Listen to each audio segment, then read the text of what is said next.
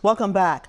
The persistent issue of environmental justice in Boston is one that has left communities of color at a disadvantage when compared to the city's more affluent and predominantly white neighborhoods. But one environmental justice advocacy group has adopted what it believes to be an alternate solution to an ongoing issue. Combined with Mayor Wu's urgency to reverse these one-sided policies could mean a more hopeful future for Boston's communities of color. As we have seen so far, the lack of environmental justice equity in communities of color in Boston is striking. One particularly unique approach to solving this problem has been taken by a nonprofit organization called Browning the Green Space. For over a decade, Carrie Bowie worked in the Massachusetts Department of Environmental Protection.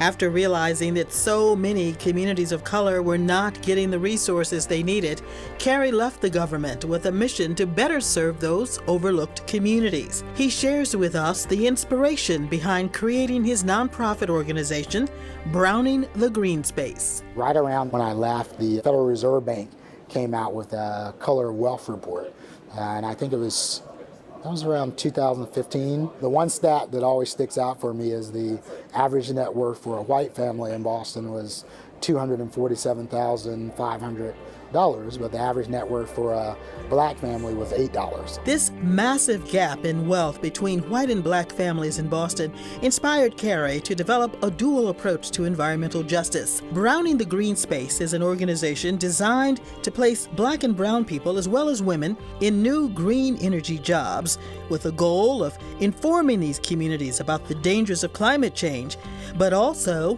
providing them with careers and jobs in the new clean energy field, and building financial stability in these neighborhoods. About a month ago, like literally right behind me here at Greentown, we had a career fair, and we had students from the Boston Green Academy, students from Madison Park Vocational Technical High School, from Charlestown High School, and Dearborn STEM Academy. And we had a dozen or more of some of the companies who are right here, based at Greentown, smaller, but also some bigger ones like NL Green Power. And we had people from Benjamin Franklin Institute of Technology and others talking to the students about careers and opportunities and the work that they're doing in the green space. Not only does Browning the Green Space work with young people entering the workforce, they also try to eliminate barriers that exist within these companies for black and brown people and women. How do we help these companies to think about recruitment, retention, retainment, promotion? How are they writing their job descriptions? Are they putting keywords and triggers that are turning away people of color and women?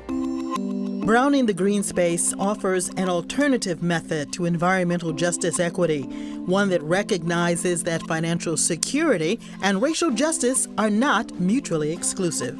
We try to take a systems approach where we're not just doing environmental justice, we're focusing on economic justice and social justice too, as we create jobs, build wealth, and reduce energy burden. Although communities of color have been historically overlooked when it comes to the issue of environmental justice, that doesn't mean the future holds the same fate. With every city project, large or small, we always try to find ways to reduce the heat island effect. Jeffrey Alexis is a chief design engineer for the Boston Public Works Department. Jeffrey spoke with us about some of the features of the new projects the PWD is undertaking to reduce extreme heat brought on by climate change. This particular project is taking place on Ruggles Street in Roxbury. With permeable pavers, whenever it rains, the water just infiltrates through the openings between the permeable pavers in order to recharge the groundwater. Trees are able to receive water better and help the tree thrive and stay strong. We always look at opportunities to plant new trees. So along this corridor, we are planting 37 new trees. We also made it a point to protect the existing trees along this corridor.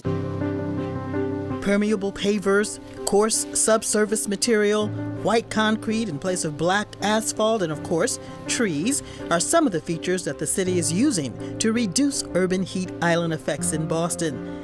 These designs are not cheap, but the city of Boston is ready to invest its capital in environmental justice equality. This project has been budgeted for roughly around $6.9 million. This project is much needed for this Roxbury neighborhood, and hopefully many more like it will follow. The city of Boston is aware of the threats of climate change and the dangers it poses to its neighborhoods.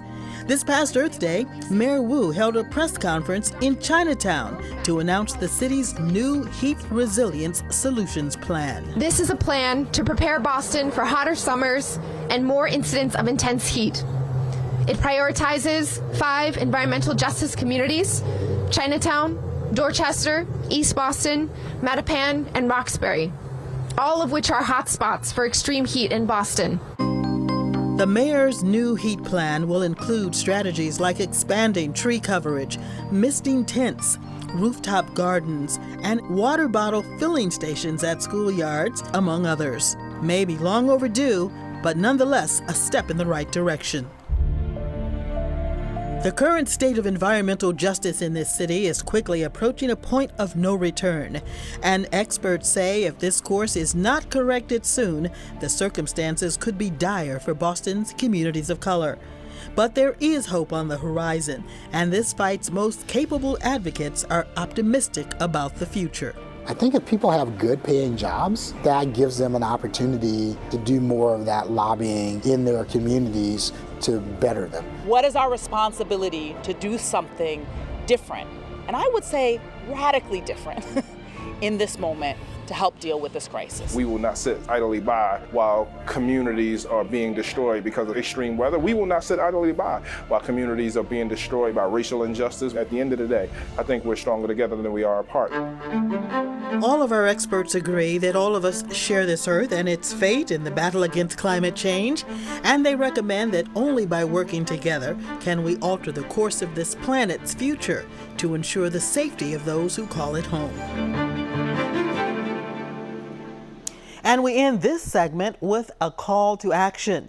If you would like to get involved in the fight for environmental justice in your neighborhood, we ask that you contact any of the climate change advocacy groups featured on today's program. We'll have their contact information listed on the CityLine page on WCVB.com. Up next, teenagers answer the call for environmental justice for a cleaner future for their neighborhood.